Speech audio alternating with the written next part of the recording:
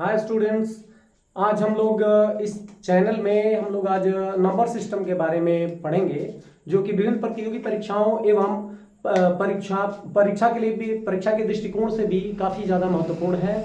और हम लोग इसमें सीबीएसई और एनसीईआरटी दोनों ही प्रकार के विद्यार्थियों के लिए हम ये लेकर आए हैं इस चैनल में। और ये जो भी कंटेंट होगा वो बाइलिंगुअल होगा, यानी हिंदी और इंग्लिश दोनों मीडियम में होगा। इसलिए आज हम शुरू करते हैं नंबर सिस्टम में। हम सबसे पहले हम ये जानेंगे कि नंबर सिस्टम में होता क्या है, नंबर सिस्टम की शुरुआत कैसे होती है। देखिए, हम किसी भी अंक को लिखते हैं तो हमें अंकों को लिखने के लिए सबसे पहले कोई भी हम जो भी अंक लिखते हैं उसके लिए हमें कुछ चिन्हों की आवश्यकता होती है। और वो कुल मिला के जो चिन्हों की जो संख्या होती है वो 10 होती है। और हम लोग 10 आधारित प्रणाली पे हम लोग पढ़ाई करते हैं। तो अभी सबसे पहले हम अंक पे चर्चा करेंगे कि अंक, आप सभी लोगों ने गिनती की संख्याओं को देखा है और उन सभी गिनती की संख्याओं में आपने ऑब्जर्व किया होगा कि 0, 1, 2, 3, 4, 5, 6, 7, 8, 9, ये जो 10 जो अंक है यही मूल अंक है। और इन्हीं अंकों से हम कोई भी संख्या लिखते हैं। किसी भी संख्या को लिखने के लिए हमें इन 10 अंकों का इस्तेमाल करना पड़ता है। इसलिए हम जो भी पढ़ाई करते हैं हम लोग 10 आधारित पद्धति पर हम लोग पढ़ाई करते हैं। तो इन जो 10 ये जो हमारे चिन्ह जो बने हुए हैं इन्हें हम अंक कहते हैं। अब इन अंकों से जो एक सबसे पहले हमारा जो बात आता है कि प्राकृत संख्या के बारे में हम लोग बात करते हैं। तो सबसे पहले हमारा जो प्राकृत संख्या है, जिसको हम लोग नेचुरल नंबर बोलते हैं, प्राकृत संख्या। प्राकृत संख्या, गिनती की संख्याओं को हम लोग प्राकृत संख्या कहते हैं। गिनती की संख्या को हम लोग प्राकृत संख्या कहते हैं। ये आप लोगों को याद होना चाहिए कि गिनती की संख्या को हम लोग प्राकृत संख्या कहते हैं। जैसे हम लोग 1, 2, 3 या 1, 2, 3, 4 ऐसे हम लोग काउंटिंग करते हैं। तो इस प्रकार हम गिनती की संख्या को हम लोग क्या कहेंगे? प्राकृत संख्या कहेंगे।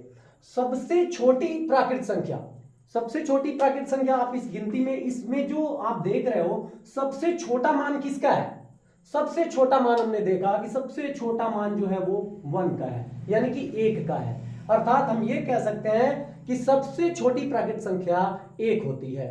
और हम इसको गिनती करते जाते हैं तो सबसे बड़ी संख्या, यहां एक अनंत का चिन्ह हमने दिया है, तो सबसे बड़ी संख्या क्या होगी? तो अनंत होगी। यानी कि अगर गिनती करते हुए जाते हैं तो गिनती करते हुए 1, 2, 3, 4, 5 ऐसे बढ़ते बढ़ते हम 91, 92 पे पहुंच जाते हैं, 91, 92, 99, 100 के बाद ऐसा लगता है कि कोई डिजिट नहीं है। लेकिन अगर हम 100 में 1 ऐड करते हैं तो वो 101 यानी 101 हो जाता है, यानी 101 हो जाता है। ऐसे ही बढ़ाते जाते हैं तो 1000 होता है। 1000 में फिर एक जोड़ देंगे तो 1001 हो जाएगा। इस प्रकार हम कह सकते हैं कि हम सबसे छोटी प्राकृत संख्या तो लिख सकते हैं लेकिन सबसे बड़ी प्राकृत संख्या नहीं लिख सकते। इसलिए सबसे छोटी प्राकृत संख्या जो होगी वो 1 होगी और सबसे बड़ी प्राकृत संख्या जो होगी वो अनंत होगी। अब ये आपने मुझे आशा है कि आपने प्राकृत संख्या को क्लियर कर लिया है। अब हम चर्चा करेंगे पूर्ण संख्या।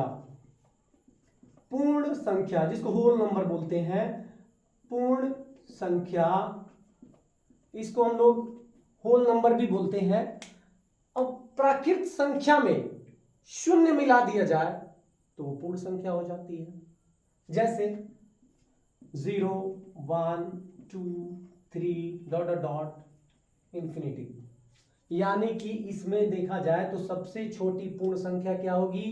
0, यानी सबसे छोटी पूर्ण संख्या 0 और सबसे बड़ी संख्या जो होगी वो अनंत होगी, यानी हम उसे नहीं लिख सकते। अतः हमने ये जाना, अभी प्राकृत संख्या के बारे में जाना, दूसरा हमने पूर्ण संख्या के बारे में जाना। इसी तरह अब हम आते हैं थोड़ा एक स्टेप और आगे बढ़ते हैं। अब आता है सम संख्या। सम संख्या जिसे हम इवन नंबर भी कहते हैं। सम संख्या हम लोग अगर लोकल लैंग्वेज में अगर बोल दें कि वे संख्याएं जो 2 से पूर्णतः विभाजित हो जाती हैं, हम उन्हें इवन नंबर या सम संख्याएं कहते हैं।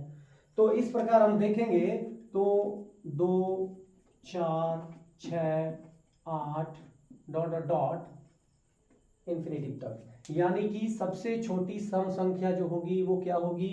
2 होगी। और सबसे बड़ी सम संख्या क्या होगी? तो तो अनंत होगी। यानी कि वे संख्याएं जो 2 से पूर्णतः विभाजित हो जाती हैं वो संख्याएं सम कहलाएंगी। या हम ये भी कह सकते हैं कि वैसी संख्याएं जिनके इकाई के स्थान पर 0 हो, 2 हो, 4 हो, 6 हो, 8 हो, हम उन्हें सम संख्याएं कहेंगे। इस प्रकार सबसे छोटी सम संख्या 2 होगी और सबसे बड़ी सम संख्या जो होगी वो अनंत होगी। अब ये आपने सम संख्या के बारे में जाना जिसको हम इवन नंबर बोलते हैं। इसके बाद हम आते हैं विषम संख्या। विषम संख्या, विषम संख्या जो होती है 1, 3, 5, 7, 9 डॉट डॉट डॉट इंफिनिटिव। अभी यहां पर हम एक ऑब्जर्व करते हैं, प्राकृत संख्या हम 1 2 3 4 5 अनंत तक हमने ध्यान दिया। यहां पर पूर्ण संख्या में 0 1 2 3 4 इंफिनिटिव तक देखा या अनंत तक देखा। इसी संख्या में से हम एक चीज ऑब्जर्व करते हैं कि एक संख्या का अल्टरनेट करने के बाद हमें एक सम संख्या और उसके बाद एक विषम संख्या आती है।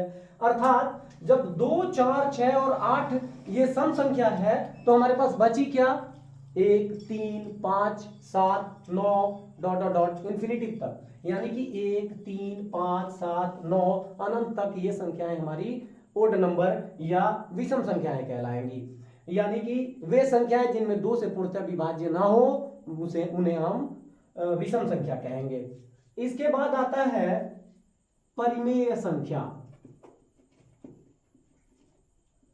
परिमेय संख्या जिनको हम लोग रेशनल नंबर भी कहते हैं। रेशनल नंबर वे संख्याएं हैं जो p बटे q के रूप में रहती हैं। यानी कि वैसी संख्याएं जो p बटे q के रूप में हो उन्हें हम परिमेय संख्याएं कहेंगे। तो अब सवाल आता है कि क्या जो 1 है 2 है 3 है 4 है क्या ये सभी परिमेय संख्याएं हैं? हाँ बिल्कुल है, क्योंकि ये जो है किसी भी संख्या के हर में एक रहता है। जैसे मान लीजिए कि अगर 1/1 हम करते हैं तो इसका जो मतलब होता है वो क्या होता है, 1 हो जाता है। इसी प्रकार 2/1 करते हैं तो इसका अर्थ क्या होता है, 2 होता है। यानी अगर इसके हर में 1 है यानी कि p के जगह पर जो संख्याएं है वो तो है ही है, लेकिन q के जगह पर 1 है। यानी प्रत्येक प्राकृत संख्या भी हमारा क्या होगा, एक परिमेय संख्या होगा। इसी तरह प्रत्येक पूर्ण संख्या भी हमारा क्या होगा, परिमेय संख्या होगा। इसी तरह प्रत्येक सम संख्या भी हमारा क्या होगा, परिमेय संख्या होगा। विषम संख्याएं भी क्या होंगी, परिमेय संख्याएं होंगी। और इसके बाद आते हैं अपरिमेय संख्या। अपरिमेय संख्या वे संख्याएं जो p बटे q के रूप में ना हो। वे संख्याएं जो p बटे q के रूप में ना हो, रूप में ना हो, अपरिमेय संख्याएं कहलाती हैं। वे संख्याएं जो p बटे q के रूप में ना हो उन्हें हम अपरिमेय संख्याएं कहेंगे। जैसे मान लीजिए कि √2 ये एक अपरिमेय संख्या हो गया, √3 ये एक अपरिमेय संख्या हो गया, क्योंकि हम इन्हें p बटे q के रूप में रूपांतरित नहीं कर सकते, अतः ये एक अपरिमेय संख्याएं होंगी।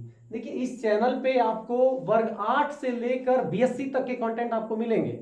आपको जो भी विषय में जो भी प्रश्न चाहिए कृपया करके आप कमेंट सेक्शन में जरूर दें और आप अपने सुझाव भी हमें दें कि किस प्रकार के कंटेंट आपको चाहिए। और इवन देखिए अभी एक मेरा नया बैच BPSC का शुरू होने वाला है जो शिक्षकों के लिए है विशेषकर, वो भी अभी शुरू होने वाला है। आज 1-2 दिन के अंदर ही मैं उस वीडियो को शूट करूंगा और उन शिक्षकों के लिए भी बहुत ही लाभदायक होगा जो BPSC का प्रिपरेशन कर रहे हैं और GK वगैरह की तैयारी कर रहे हैं। अभी बहुत शीघ्र ही मेरा वो भी इसी चैनल के माध्यम से उसका भी लाभ आपको मिलने वाला है। चलिए अभी हम लोग अपरिमेय संख्या के बारे में चल रहे थे, थोड़ा सा मैं बैक चलता हूं, एक बार फिर इसका रिवीजन कर लेते हैं। जैसे अभी हम लोगों ने देखा अंकों के बारे में, तो कुल अंकों की जो संख्या होती है वो 10 होती है, जो 0 से लेके 9 तक होती है। प्राकृत संख्या है, गिनती की संख्याओं को हम प्राकृत संख्या कहते हैं। पूर्ण संख्या 0 से लेकर अनंत तक की संख्या, यानी कि प्राकृत संख्या में हम सिर्फ 0 मिला दें तो वो संख्या प्राकृत संख्या पूर्ण संख्या हो जाती है। उसके बाद आते हैं हम सम संख्या पे, जिसको हम लोग इवन नंबर बोलते हैं। वे संख्याएं जो 2 से पूर्णतः विभाजित होती हैं उन्हें हम सम संख्याएं कहते हैं। विषम संख्याएं वे संख्याएं जो 2 से पूर्णतः विभाजित ना हो उन्हें हम विषम संख्याएं कहेंगे। इसके बाद परिमेय संख्या आ गया, तो परिमेय संख्या वे संख्याएं हैं जो P/Q के रूप में होती हैं, उन्हें हम परिमेय संख्याएं कहते हैं। अब प्रश्न आता है कि सबसे छोटी प्राकृत संख्या बताइए। विद्यार्थियों आप लोगों के लिए ये एक सवाल है मेरा, इसको कृपया करके कमेंट सेक्शन में जरूर दें कि सबसे छोटी प्राकृत संख्या किसे बोलेंगे। और दूसरा प्रश्न ये है कि सबसे छोटी पूर्ण संख्या क्या होगी।